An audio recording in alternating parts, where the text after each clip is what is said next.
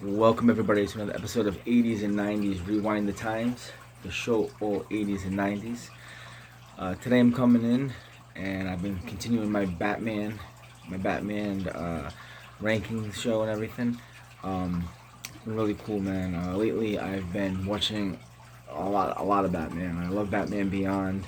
I love Batman the animated series. I just seen the Batman last week. I just bought my tickets for Morbius. I'm waiting for that to come out. I love comic books. I love Batman. So I want to continue my trend of my Batman rankings.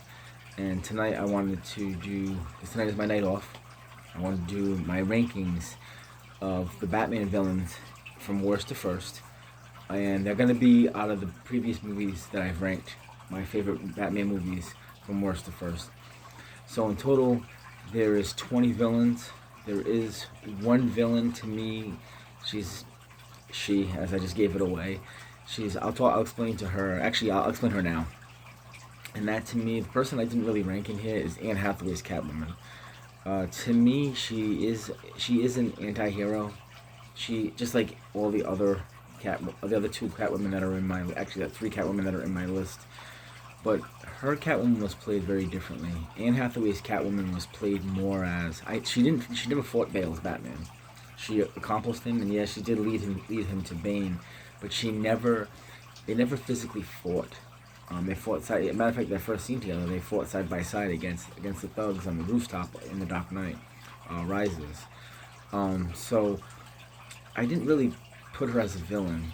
Like I said, she really wasn't a villain to me, so I didn't really continue. I really didn't put her as a villain. She would be I didn't put her on my list. But there is 20 other ones that are on my list, and I'll go through. And I'm going to start off with number 20, and that is Bane from Batman and Robin, the 1997 movie. Bane is made to be a big dumbass. He grunts, and that's pretty much it. I mean, the guy who played him, I believe, is Jip Swetson, who was a wrestler, a former WWE wrestler. It was played as more of like a sidekick, a comedic sidekick. I mean, he did nothing that was even memorable in the movie. He had no lines, and he's a very, very forgettable character. Bane is supposed to be a very menacing person, and very menacing. Like, this is the man that broke Batman's back, and the portrayal of it was terrible. And that's not his fault. It's probably just the way it was cast. But he's very forgettable, and he comes in as number 20. Number 19 is Talon Ghoul, Razz Agnew's daughter from The Dark Knight Rises. I think when this person was cast, when she was casted in this movie, we knew right where this movie was going. We knew exactly. We almost kind of knew how any Batman fan that watches the comic book and stuff like that. We knew exactly where they were going with this when we seen that. We seen her portrayal. We knew that she was going to be in the movie. It wasn't a surprise at all towards the end when we found out it was her. If anything, I think she took a lot from Bane. I think because of her character coming out, it pretty much, and I'll talk about this later on when I give Bane's ranking, it pretty much diminished who I thought Bane was. But I still think very highly of Bane, and you'll see where it is on my list. So number 19 is Talon Ghoul. This is very close to number 18. Number 18 is Poison Ivy from Batman and Robin. Another very forgettable character. Pamela Isley, she's all about, the environment and plants and stuff like that. To me, it's not really one of Batman's most, it's one of Batman's more forgettable villains. But especially the way Uma Thurman played her. She played her very seductive, very just kind of in heat all the time. She did care about plants, but the way she came off, because it was very PG-13ish, you don't fool with Mother Earth. Just the way she came off was very, very forgettable. Uma Thurman's a great actress, she's a beautiful woman, but I really wasn't feeling it, and that's why she's very low in my ranking. Number 17 this is a tough one, unfortunately, it's Mr. Freeze. Batman and Robin played by Arnold Schwarzenegger. Listen, I love Arnold Schwarzenegger. He's in some of my favorite movies. He's in Predator, which is an awesome movie. I lift weights, and he's an iconic weightlifter. And when you think about weightlifting or bodybuilding, anything to do with that, you think of Arnold Schwarzenegger. He's an amazing action superstar. His suit is really cool looking because I believe it was portrayed He was portrayed to be George Sanders from Batman, iconic Batman '66 show. But his puns and his one-liners are so forgettable that I remember watching an interview with Arnold Schwarzenegger, and it makes me laugh now thinking about it. He said that this was some of the greatest dialogue he's ever said, and this is one of the greatest storylines and storyline in a movie that he's ever read. And obviously that's a full crap, and he was just told to say that because the movie is so forgettable. It's ranked dead last on my movie ranking, and his characters, unfortunately, it's like a good baseball player that's up there to swing, and unfortunately, instead of hitting a home run, he struck out and badly. And number 17 is Arnold Schwarzenegger's Mr. Freeze from Batman and Robin. The next four are pretty much, I kind of clump them all together. I mean, I'm going to rank them individually, but they're all from Batman '66. I love Batman '66. I love Adam West's portrayal of the Bright Knight. Anyone that watches my channel knows that Batman '66 is one of my favorite shows. I can watch it on repeat all day. I can enjoy, and I love the campiness to it.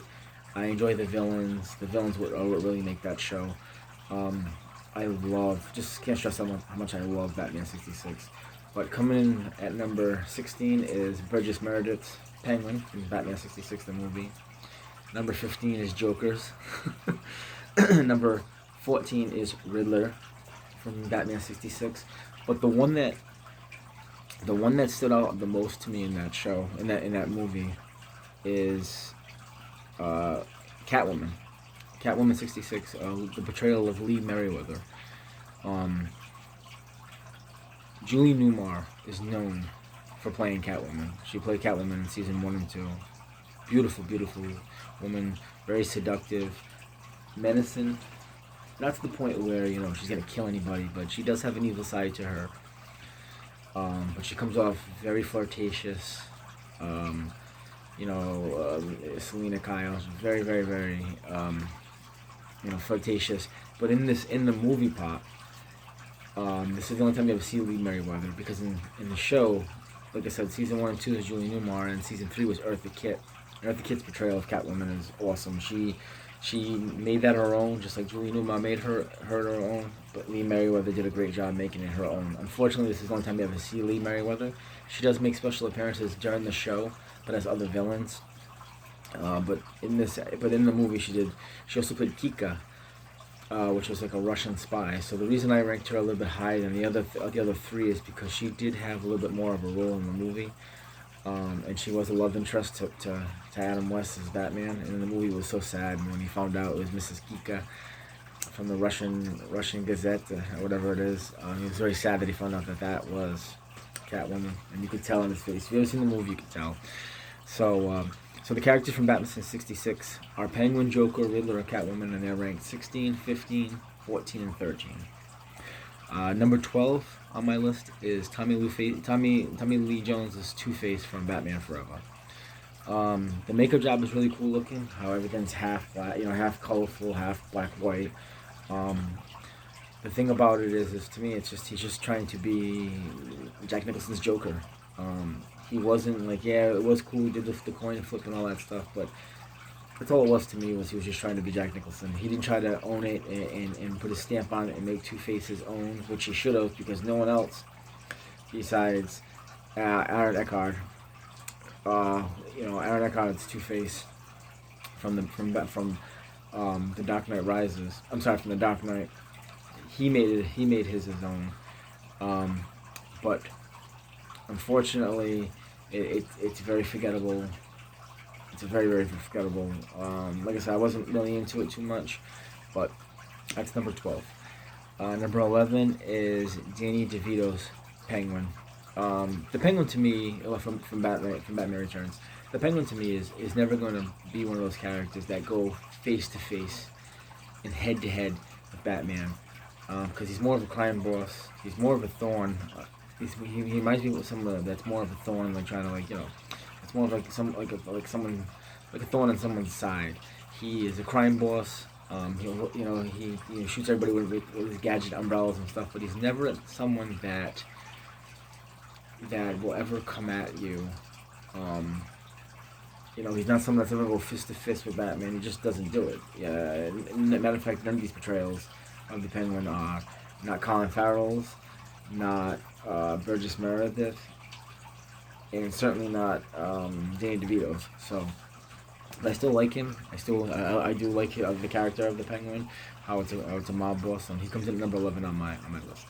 Number 10, and this is where the top 10 are coming in. I do have a bonus one I do want to talk about, but number 10 is Scarecrow from Batman Begins. I love the portrayal of that. Up to that point, there is no Scarecrow. There was supposed to be.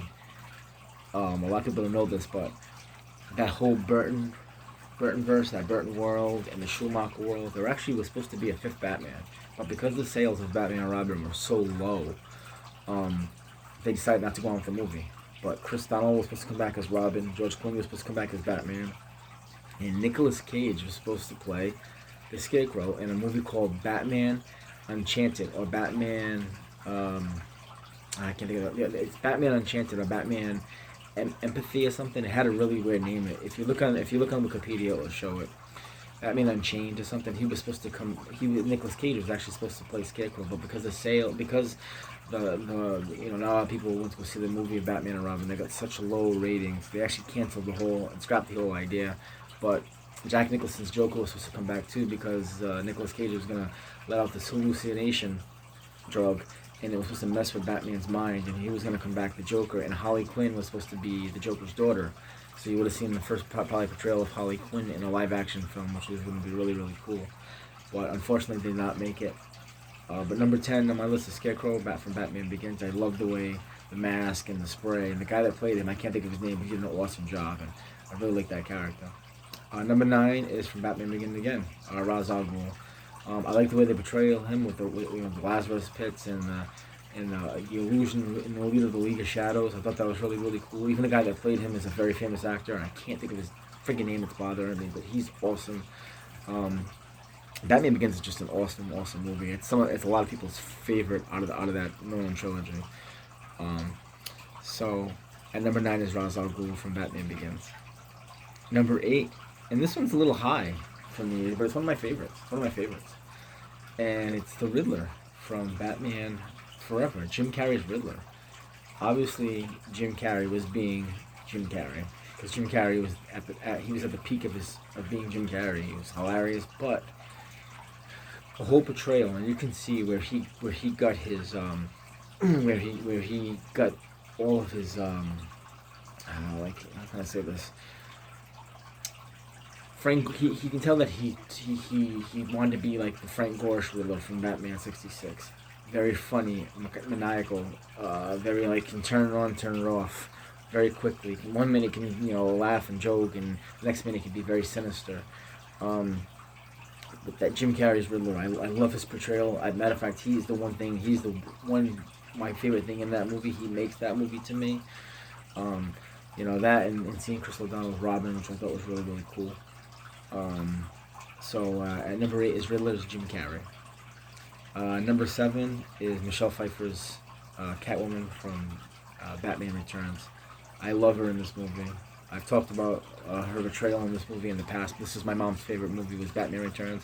My mom loved Michelle Pfeiffer in that movie. Michelle Pfeiffer was very beautiful, and her character was the way she portrayed her was very maniacal, very sadistic. She did fight Batman. There were scenes where she was fighting Batman.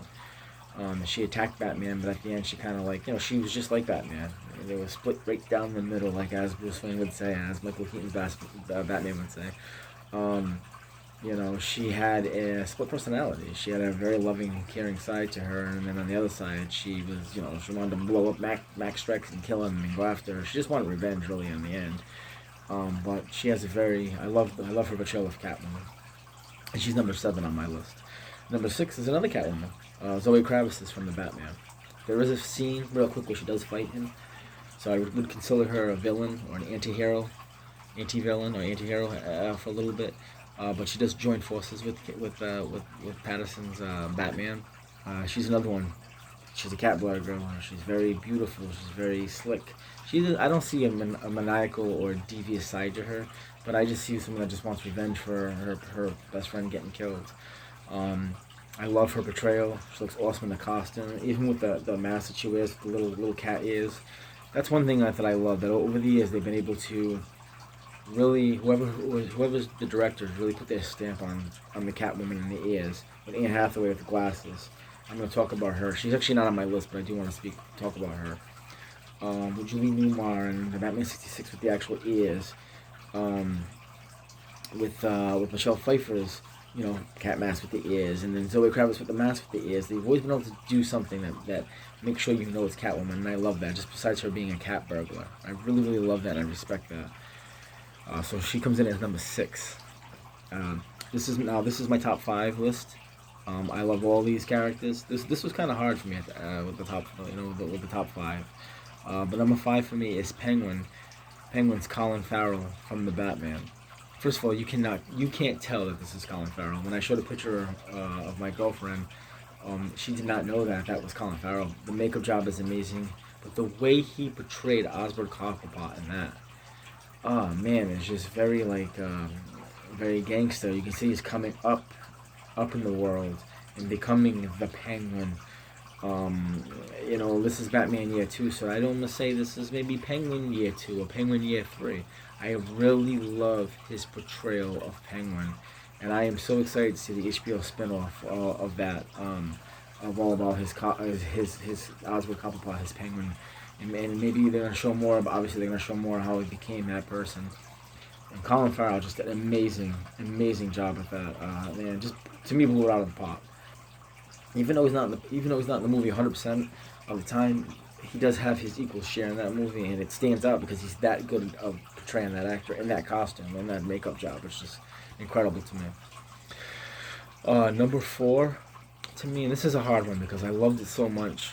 It was hard for me not to rate him so high because at the end of what they did to him. But that's Tom Hardy's Bane. Tom Hardy portrayed Bane the way Bane should have been portrayed. Menacing, muscle man, big and jacked, can battle Batman.